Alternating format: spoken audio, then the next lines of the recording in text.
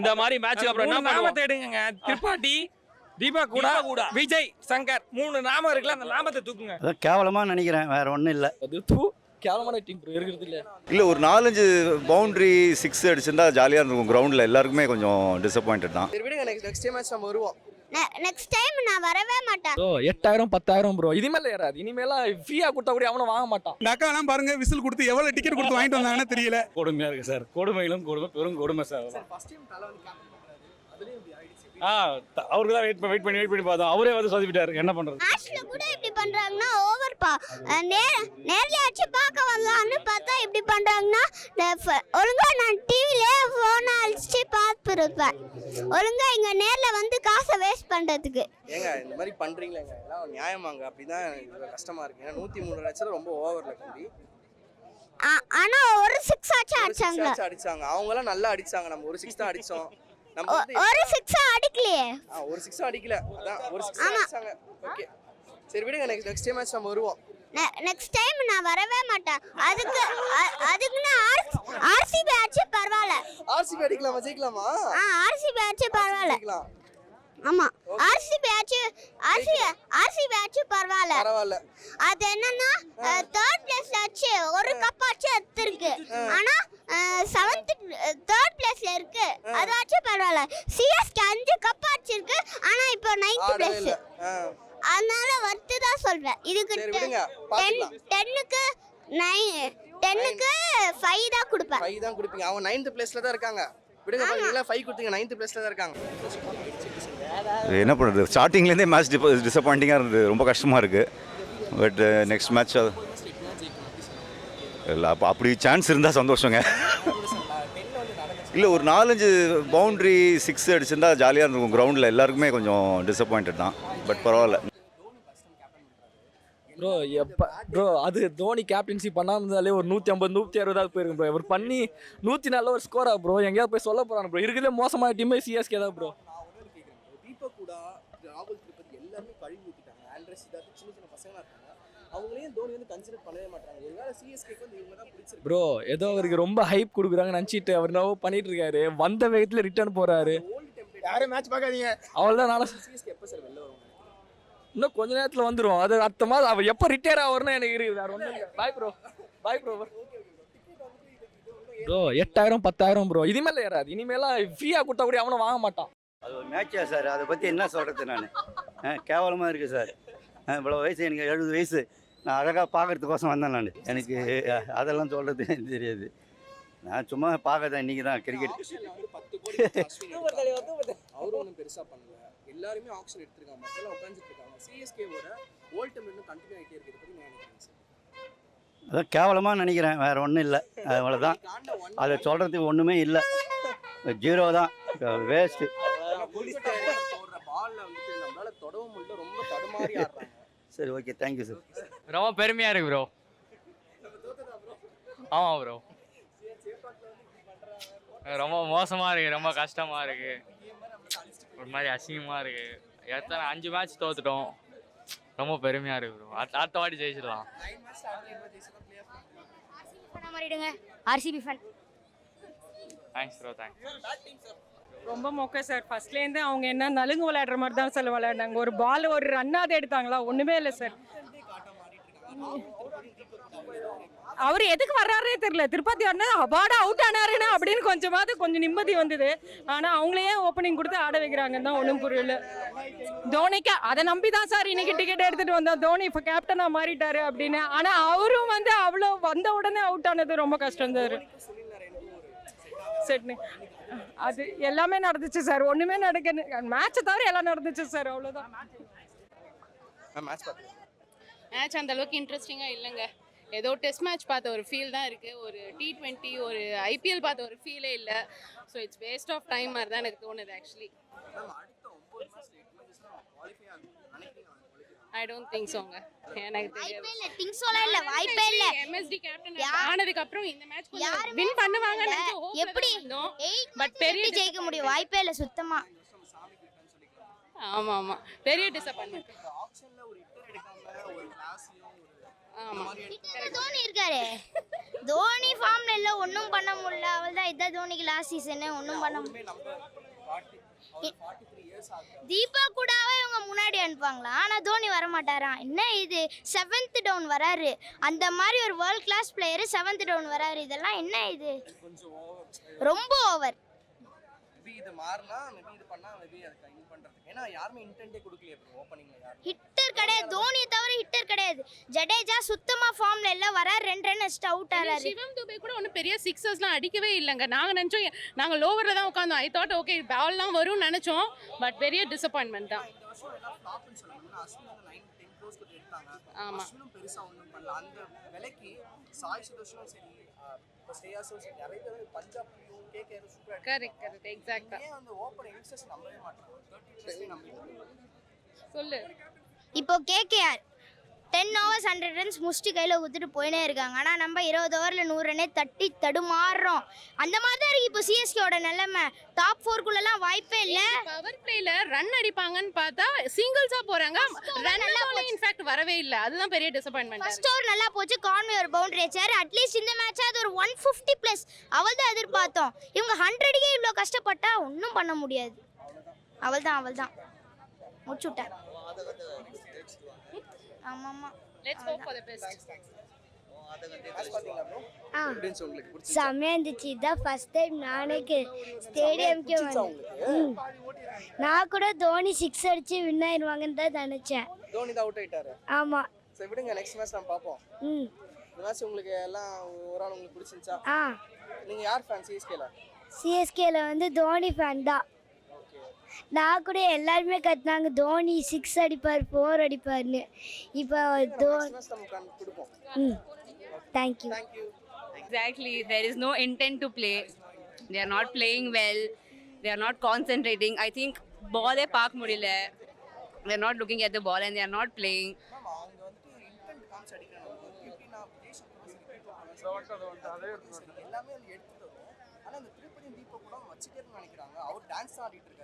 Exactly, they are thinking that if we keep backing those players, they will they will play and they will give some runs, but they are not doing anything.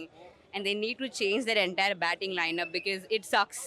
Like super summa allame dhoni katranga na vilayadala, wicket keeping e pannala. There is nothing. So CSK needs some changes in their batting lineup. Next year na ipo chance illa.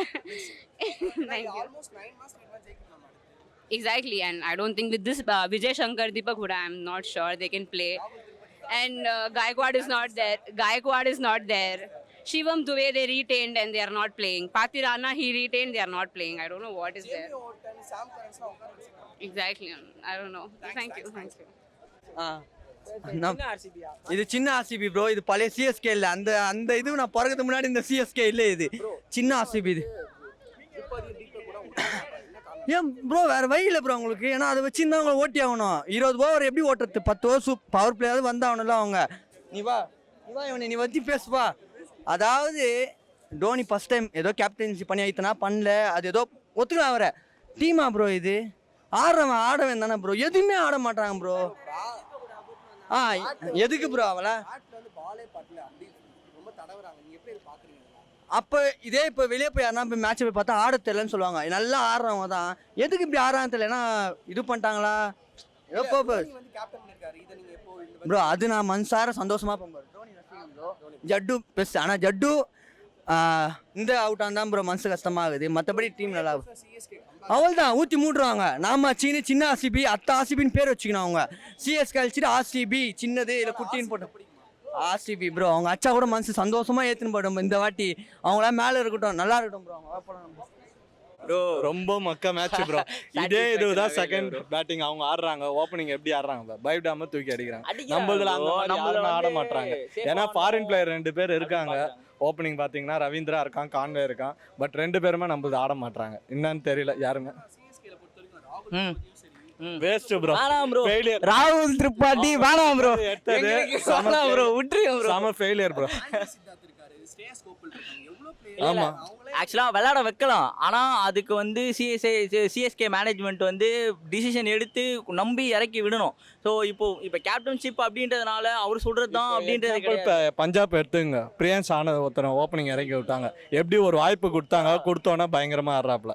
அதனால வந்து ஆமாம், like அவர் இப்போ ஒரு வாரம் நல்லா தான் போட்டிருக்காரு, பரவாயில்ல. பட் எடுத்தோன்னு நம்ம சொல்ல முடியாது, ஸ்கோர் ரொம்ப கம்மி.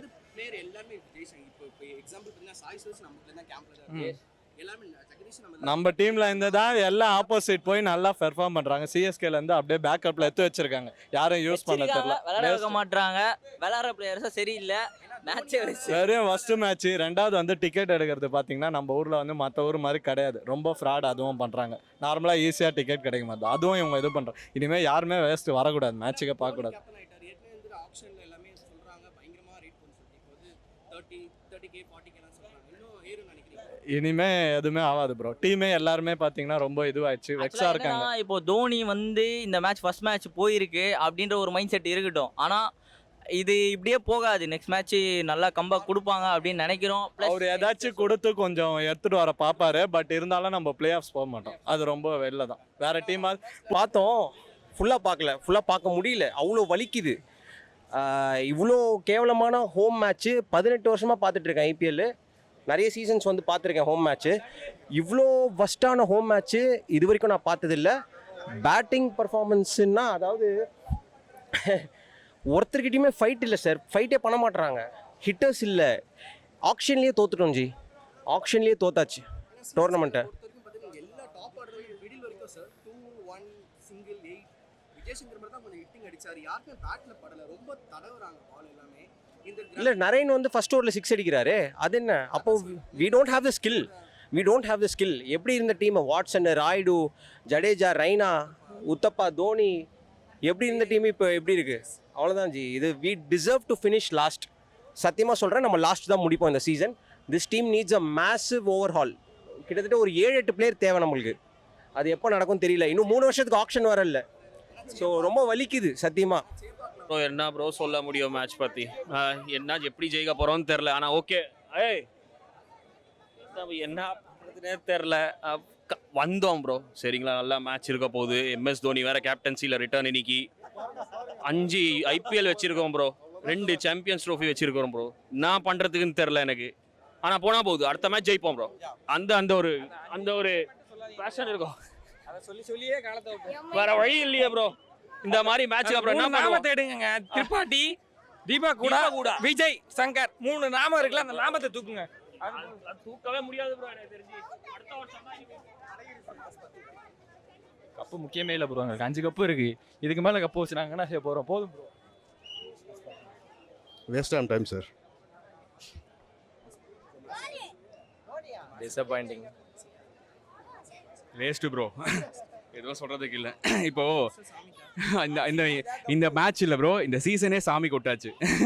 அதனால் வந்து நம்ம இதை வந்து எதிர்பார்க்கறதுக்கு எதுவுமே இல்லை ப்ரோ. 1-2 ஜெயிப்பாங்க ப்ரோ, ஜெயிக்காமலாம் இருக்க மாட்டாங்க. பட் என்ன பிரயோஜனம் சொல்லுங்கள்? அதனால் வந்து டாப் 5 கூட வர முடியாது ப்ரோ. அது ரொம்ப ஒஸ்ட்டு தான் இந்த வாட்டி. அந்த மாதிரி இந்த சீசனே சாமி கொட்ட மாதிரி தான் நம்மளுக்கு கணக்கு போயிடுச்சு. இதில் என்ன ஒரே நல்ல விஷயம்னா, அமேசான் காடுகளை உருவாக்குறாங்க சென்னையில்.